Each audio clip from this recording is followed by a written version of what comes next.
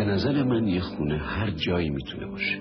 میتونه بالای ساختمون بلند باشه، میتونه توی کوچه قدیمی که زیر یه بازارچه است باشه، میتونه بزرگ یا میتونه کوچیک باشه، میتونه برای هر کس مفهومی داشته باشه یا هر رنگی داشته باشه، میتونه به رنگ آجر یا به رنگ شیشه و سنگ باشه، میتونه رنگ قرمز یا به رنگ، ولی من، یعنی بهتر بگم ما، معتقدیم خونه هر چی که باشه باید سبز باشه.